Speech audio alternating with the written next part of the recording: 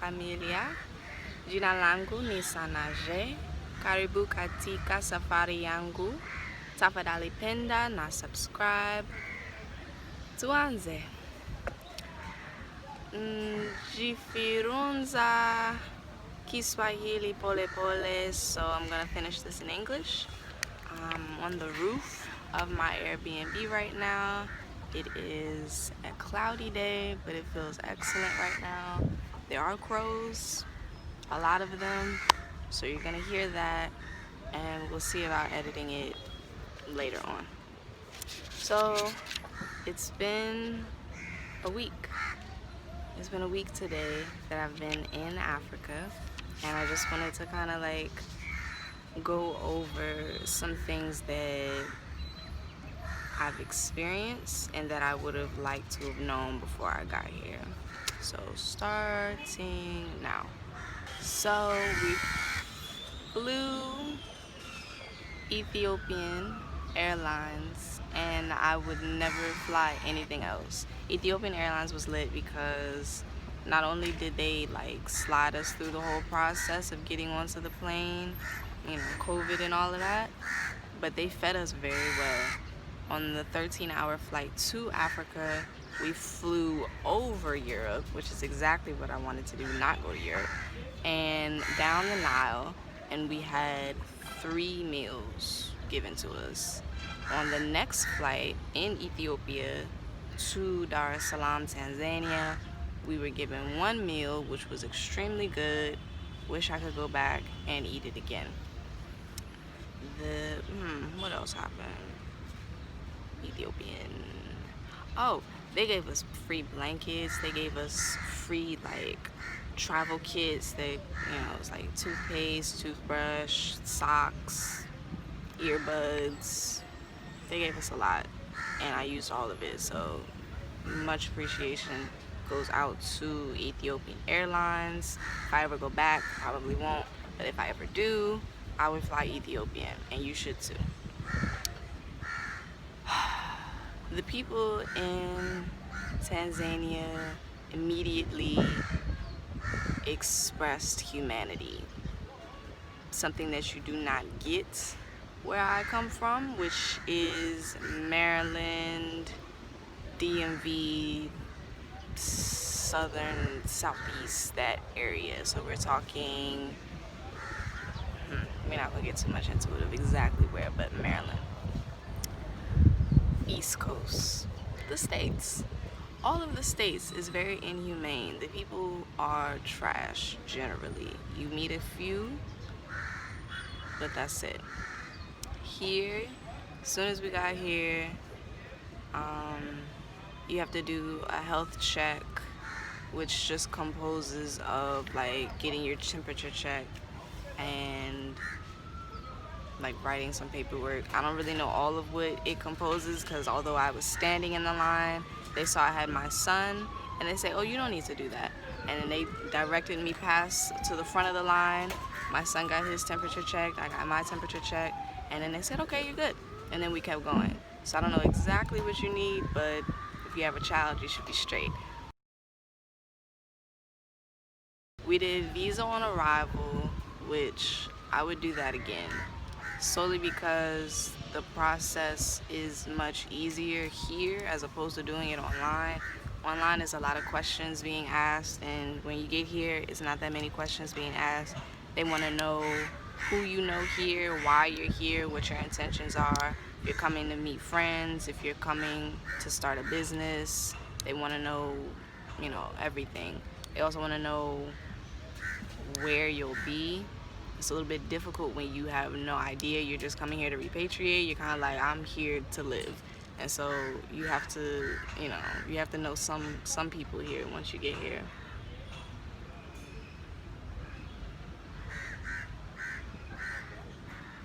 These crows.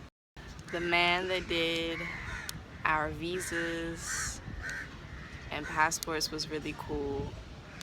He asked me where we learned Kiswahili, because I know it a little bit. And I told him that we learned from Akili and me and Ubongo Kids, and he laughed. And my dad said that's the equivalent of somebody saying they learned English from Sesame Street.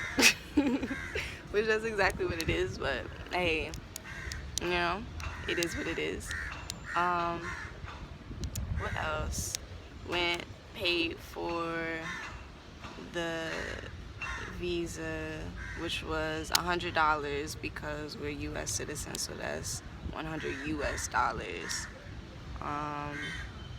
And then caught a taxi to the Airbnb. We had some people meet us, and they helped direct us to where we were supposed to go, how much we should be paying, and not how much they want to charge us. That was really cool. Didn't have to worry about that. And I kind of needed that because I didn't bring a lot of cash with me. I didn't bring a lot of cash with me because I know that American dollar is pretty much worthless, period. But in Africa, they don't accept US currency prior to the year 2009.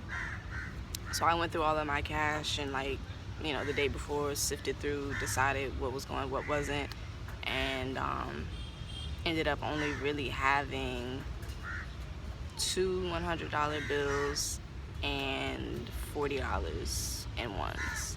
So if somebody were to overcharge me, they would have been screwed because I wouldn't have had it. And it's funny because I should have brought even less than that because I couldn't even pay for my son to have some shoes in US currency because they did not want US dead presidents. They much prefer to have the beautiful rhinos and lions and elephants on their currency. Can't complain. Speaking on money, it is extremely affordable to live in Tanzania. Extremely affordable. Coming from a gentrified city where rent is $1,000 plus a month, food is about $200 a week, you know, if not more than that, depending on how you eat. It's extremely affordable. Rent here is, well, let me talk about my Airbnb. My Airbnb is only $50 a week. And that really is kind of a lot because if I were to be paying that in rent, I'd be more comfortable.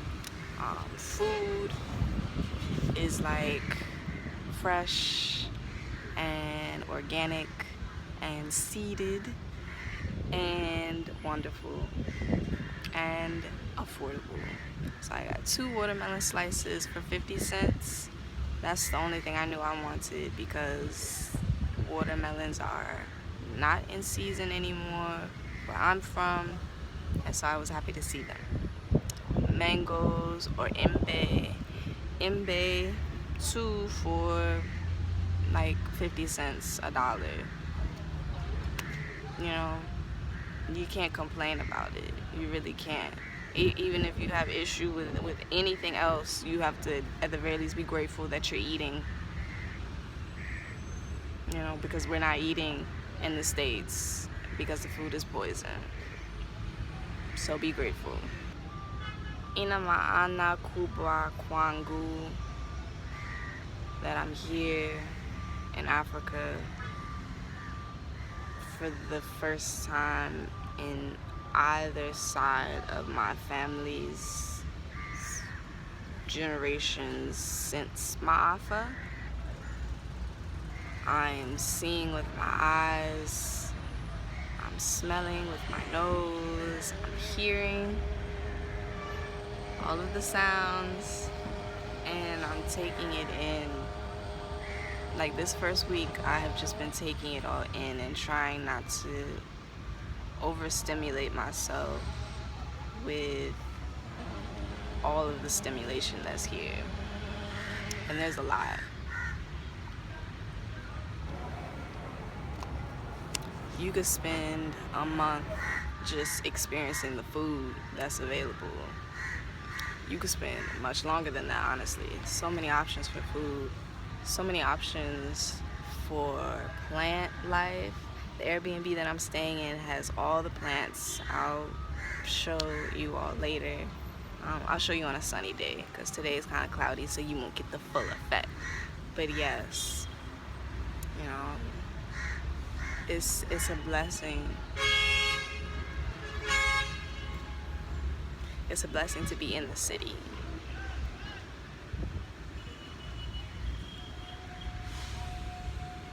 There's so much hustle and bustle, and it's a reminder that life did not stop because we were stolen. Life continued on. It had to continue on. And quite honestly, to be in East Africa is a reminder that the Ma'afa did not start on the Atlantic. It started here.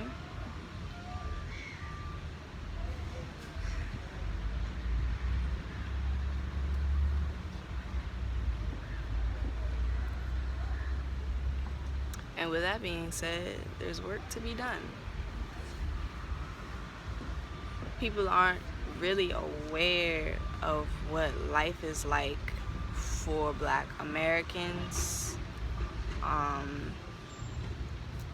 We already knew that because it's like everything that they see is gonna be glorifying like hip-hop videos and stuff like that. So like, oh, you guys are living the life, you're rich, you got your cars, you got your Gucci belts, you know, what is there to complain about? So what? But it's, you know, we know that that's not what it is. Not in reality, and not for conscious people. And for people that are aware of what America is, of what yurugu is, of what sex empire is, it's the pits. Like, it's worse than the pits. It is hell to live in America. And so there's work to be done getting that exchange, because they could say that it's hell to live here. You know, I have to deal with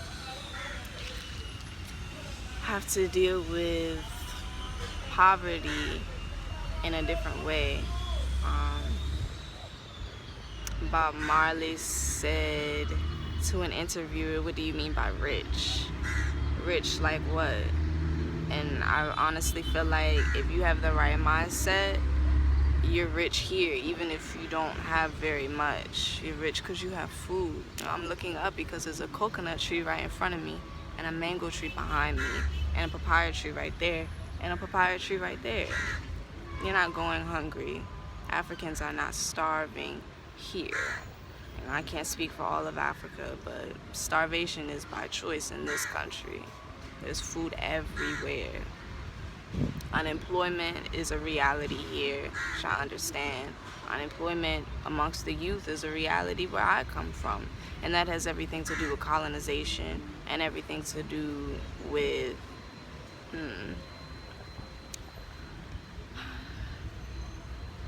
opportunities being suppressed, because the colonizers understand that if we really were to fully tap into our true potential, it'd be curtains. It would be curtains. So youth unemployment is a reality here. Part of my mission here is I want to, and I will, be starting a library. African library, Pan-African Liberation Library. You'll be seeing my books soon because they'll be featured on my website, intellectualmaroons.com. I also would like to facilitate a maker space, also known as a creator space.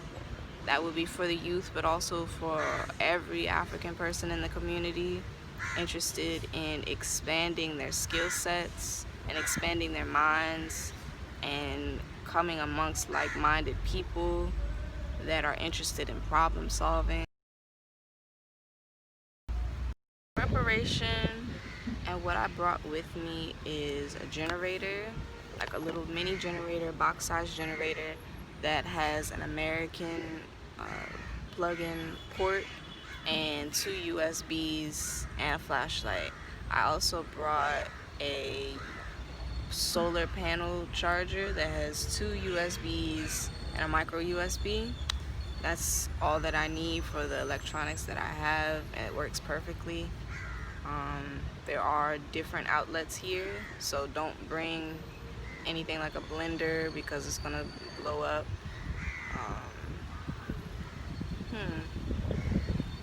What else did I bring? Mostly what I brought was books. Like, I have one suitcase, I know it's probably windy, one suitcase full of just children's books. I have another suitcase filled with children's books and adult and African-centered books.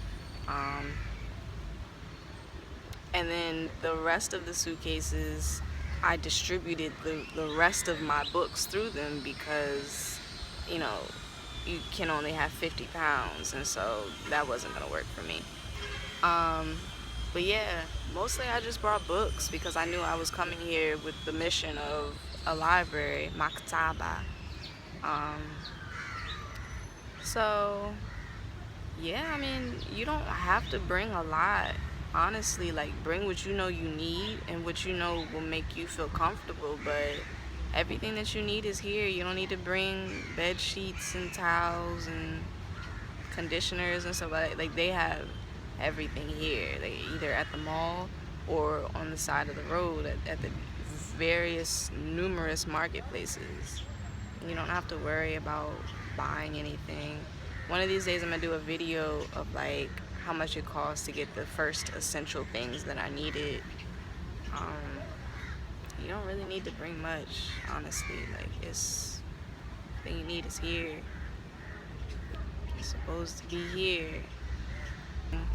African Americans, African diasporans, we need to be in Africa, even just for vacation, as a retreat from yurugu. We need therapy when it comes to overcoming the effects of white inferiority and abnormal mediocrity amongst yurugu. This has been, even just in a week, it has been a very therapeutic experience. Just not even, not to say I don't have to see them because they're here, but they're here in a different face. They're here on, how the saying goes that when the white man came, he didn't come with guns and swords, he came with a smiling face. That's the face that they have here. And so the people here, they don't understand the face that we see. They understand, oh, white people are nice, they're just coming to help, and da-da-da-da. No, we need to be on code. And in order to be on code, we have to understand globally what the experience is as an African person. The experience of, Congolese people is not the same as the experience of South Africans, is not the same as the experience of Nigerians, is not the same as the experience of Brazilians. It's a different experience. And yet, the common denominator is that we are being exploited and mistreated.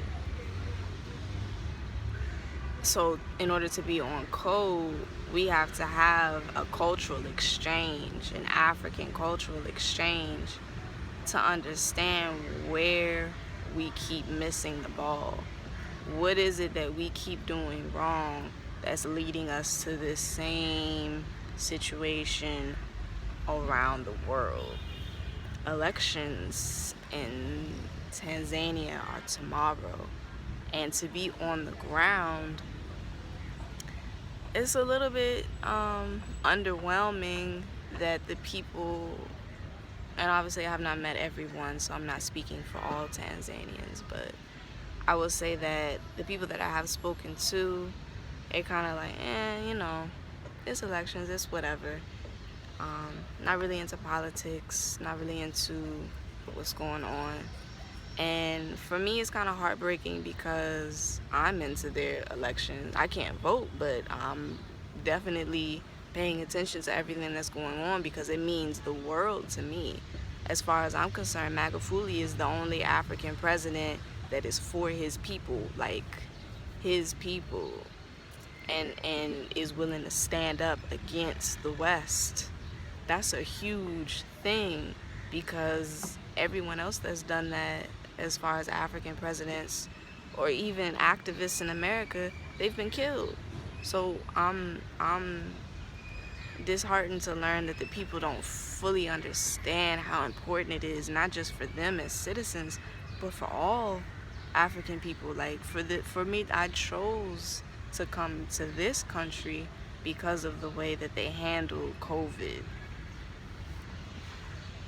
At this point, if you still think that COVID is like, you know, whatever, just know that everyone here is perfectly fine. Not just because they're eating fresh fruits and vegetables, but because mentally they're not being attacked consistently with this COVID propaganda. This the world will never be the same propaganda. Like, it's crap. Anyway, it's starting to rain, so let me get this out the way. What I ultimately would like to say for the people that are still on the fence about coming to Africa: we must refuse to live under Set's throne, Yurugu's rule. Anywhere where the needs of the many are ignored, greed pits man against man, and war and the rumor of war abounds, look around you and see Set alive and well. Many starve in the midst of plenty, and nuclear war is always on the brink. Welcome to hell, and it is on earth. Now you must choose to become Haru and seek to reestablish his kingdom on her earth. No other goal is worthy. Any other goal is the great stalemate, which is Set's victory.